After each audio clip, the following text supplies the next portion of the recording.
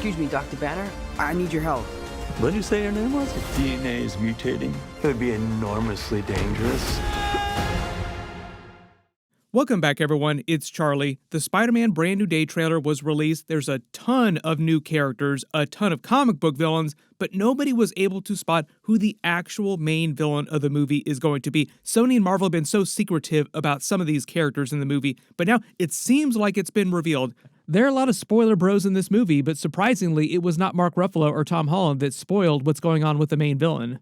Tom Holland released an interview about the trailer specifically right after the actual trailer released, and during it, one of the most important things that he dropped was some of the characters they were doing, like the main villain, had never been done in any of the Spider-Man movies or the Marvel movies before, and that includes Tobey Maguire's Spider-Man movies and Andrew Garfield's Amazing Spider-Man movies. Rewatching the trailer 15 billion more times, zooming and enhancing all over the place, everybody that we saw visibly in the trailer are characters that have either been in previous Marvel movies or Fox Marvel movies or Sony Marvel movies, some movie in general in the past, except for the mystery character Keith David is playing.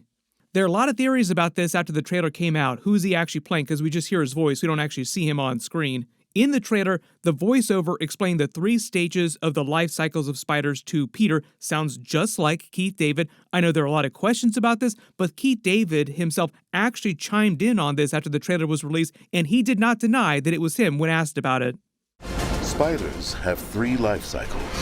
When between cycles, it can leave the spider vulnerable. I've been called many names. My favorite is Tombstone. Back off. I use that clip of the animated Spectacular Spider-Man because Keith David also did the voice of Tombstone during that, and Tombstone is supposed to be in this movie too, is a completely different actor playing him though, Marvin Jones III. There are a lot of people that thought that the voiceover might be coming from Marvin Jones III version of Tombstone, but doesn't it sound more like actual Keith David, like it just sounds like Keith David? I asked you a question. Do you believe in the resurrection? The concept itself is beautiful, but it's a complete fantasy. A couple days later after the trailer comes out, now it's reportedly been revealed that the actual main villain of the movie is going to be the Jackal, who's mostly famous for creating the Ben Reilly clone, creating the clone Gwen Stacy, setting off the clone saga. And some of the details of his backstory line up with some of the footage we see in the movie, but I think very clearly they're not going to be doing every crazy thing from his comic book backstory.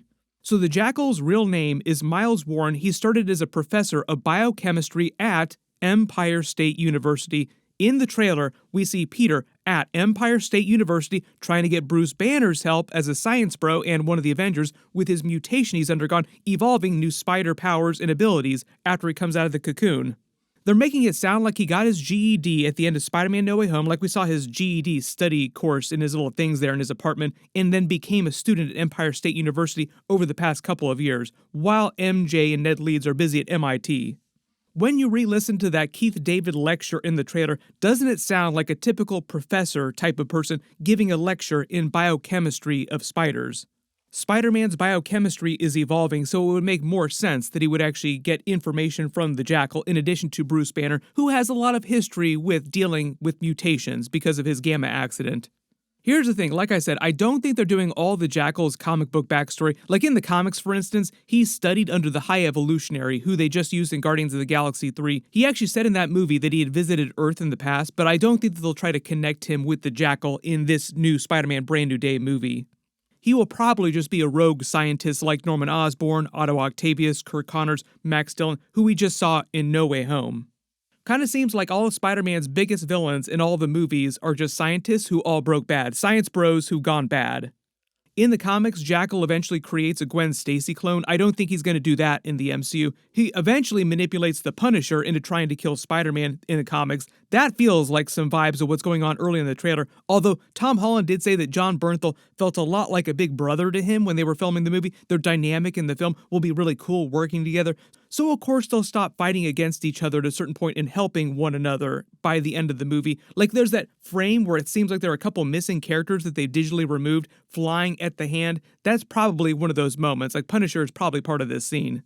People have also been wondering what the Hand are doing in this movie from the Marvel Defenders Daredevil series. Like, oh, the Hand are back. What's going on? Like, how do they wind up in this movie? Well, if the Jackal is supposed to be the main villain of the movie, maybe he just hires the Hand. What are they also doing inside the damage control prison? Why is Spider-Man fighting them inside a damage control prison? Notice his mask is off and he does not have web shooters either. This is when his eyes go all red and he has like his spider version of a Hulk out moment. I think this has something to do with Sadie Sink's mystery character. I'm still on the Jean Grey theory craft train right now, so we will get to that in a second, because of course she's meant to be like one of the biggest characters in the movie, so she will be connected to the main villain's A storyline in some fundamental way. But a couple more things that we actually saw go down in the trailer. Jackal in the comics helps Tarantula escape prison. We literally see Spider-Man fighting Tarantula in the trailer, and the scene is based on a comic book cover from Amazing Spider-Man. He sets out the Clone Saga with Ben Reilly. I don't think they're going to be doing Ben Reilly or Clone Saga in this movie, because that was one of the most controversial Spider-Man arcs in the comics. If you lived through that, you probably understand why they wouldn't want to go back to that. Jackal also eventually creates a female hybrid with Spider-Man powers and X-Men mutant powers. So here's where we bring things back around to Sadie Sink's mystery character. I think it's interesting that you're introducing one of your biggest, most foundational X-Men characters going forward before Marvel Phase 7 and the new X-Men team debuting in a Spider-Man movie. Marvel kind of did the same thing with their Black Panther, T'Challa, introducing him in Captain America Civil War before he goes on to like his big Black Panther movie. But I don't think that Kevin Feige's new Jean Grey of the MCU would also be a Spider-Man hybrid clone in addition to Jean Grey. I think she's just regular Jean Grey that just winds up in the MCU. But maybe they'll connect the Jackal to her in some way, like they'll say the Jackal wants to use her DNA, like she's powerful telepath, like very powerful mutant, to create other crazy clones. Jackal's whole thing in the comics is cloning, like that's his big go-to move. Messing with the DNA of other beings, combining DNA from other beings to make more powerful creatures, kind of like Mr. Sinister on a certain level. Making more and more X-Men comps. Supposedly they're going to be using Mr. Sinister in the live-action X-Men reboot movie after Marvel Phase 7 starts. But you have to remember that Sadie Sink has third billing in the movie beneath Tom Holland and Zendaya, meaning that she is a bigger character, more important in the movie than Punisher or the Hulk, for instance. And typically in big Marvel movies, the biggest characters all have some connection to the main villain in the major A storyline of the movie. So if the Jackal is the main villain of the movie and he hires the Hand, it would make sense that he sends the Hand to try and capture her from the damage control prison so that he can use her for more experiments, making more beings with superpowers.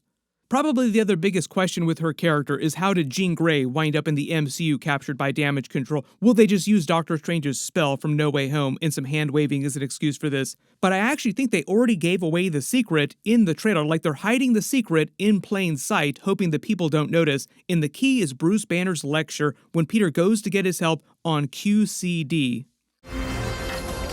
Excuse me, Dr. Banner. I need your help. What did you say your name was?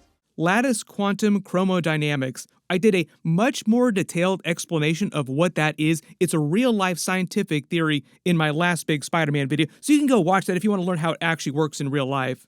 But essentially, they're using it as a way of explaining what happened because of Doctor Strange's spell in No Way Home to the fundamental multiverse, like reality in present day of the MCU right now, and how this is all going to build towards Avengers, Doomsday, and Secret Wars. So the whole idea is the QCD is sort of explaining what's happening in this movie because of what's already been done in the last movie and what's going to be happening after this because of this.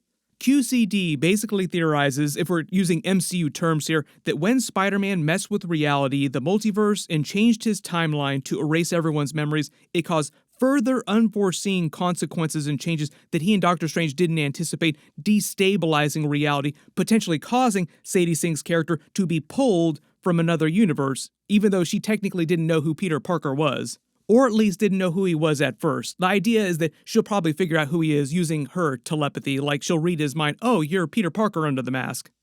We've also already talked about how she's the easy way to explain how Banner hulks out again, basically mind-controlling him, like it seems like she's mind-controlling other people throughout the trailer to take off his little wrist device that he got during the She-Hulk series that prevents him from hulking out, that will then cause him to hulk out and go crazy Savage Hulk. But the whole idea is that you have QCD, this theory that Bruce Banner is talking about, as a way of explaining how Sadie Sink winds up in the MCU from another universe. Sadie Sink was also confirmed to be starring in Avengers Secret Wars, and she's supposed to star in bigger Marvel movies after that too, which is why I think it makes more sense that she's just like a regular version of Jean Grey from another universe, and Kevin Feige gave her third billing because she's such a big character. It's so important to Marvel going forward. So when they explain who she is in the movie, she'll just be like a regular version of Jean Grey, but from another universe. Bringing it back around to the actual plot of the movie, though, if Jackal's whole thing is experimenting on people, combining DNA, making more powerful beings, Mr. Sinister style, making more X-Men comps, wouldn't it make sense that he would want to get his hands on her to use some of her DNA to experiment with and create more beings like her?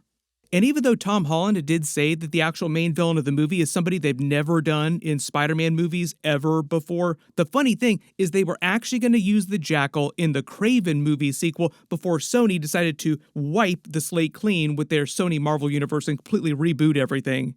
If you did not watch that movie, there were a lot of people that did not watch that movie. At the end, they explained that his brother got his chameleon powers from the Jackal, and the Jackal was going to be the main villain of the sequel, and the Jackal was also going to be behind the Rhino, experimenting on him, creating that serum that turned him into Rhino in the movie. You didn't see that coming? Make all the Quicksilver jokes, bet you didn't see that one coming. My assumption of what'll happen over the next couple of months as we get closer to the actual movie and they start their official marketing campaign, we'll get more of a story-based trailer and we'll actually see who Keith David is on screen. So we might get some more confirmations that he is playing a version of the Jackal, like another professor at Empire State University or a former professor who just broke bad in the grand tradition of most of Spider-Man's big movie villains like we just saw in Spider-Man No Way Home. There was also just a surprising report, maybe not so surprising, that Sony released this version of the teaser trailer because they had already done so much work on it and the previous one leaked, and if you looked at the leaked version of the trailer, it's almost exactly like this trailer. So it sounds like Sony wanted to rush this one out in shiny HD, which is also why I think some of the special effects don't look quite as polished as you would expect in a traditional big Spider-Man trailer like a billion-dollar movie. There are a lot of people when the trailer came out that said there were a couple of scenes that just seemed a little janky, little potato quality compared to what you would normally expect, and I think that's why they were just trying to rush the trailer out as fast as possible, finish it as much as possible before they release it because it had leaked so many times. So unless the next big trailer also leaks again, and I wouldn't be surprised if it does, they'll spend way more time polishing it, so we'll get like a much different, much better version of the trailer when they release another one. Also probably going to see way more of the mystery characters' faces on screen too, like we'll see more Sadie Sink's face on screen. There were actually a couple of shots of Bruce Banner hulking out in the leaked version of the trailer that didn't wind up in the official trailer, I'm assuming because they didn't have enough time to polish the special effects to a level that they liked. Everybody post all your reactions in the comments below and post all your theories about the main villain of this movie and how he's connected to Sadie Sink's character as well as Tom Holland and all the other characters in the movie. There will be many, many more teasers and trailers coming out for this, for Avengers Doomsday, and for all the other stuff that they're releasing the next couple of months. Big reminder is that Daredevil Born Again episodes start next week. I'll be doing weekly episode videos for that, so be sure to enable alerts for my channel so you don't miss that. I've already done a couple big videos for that. Click here for that, and click here for all my other Spider-Man Brand New Day videos. Thank you so much for watching, and I'll see you guys in the next one.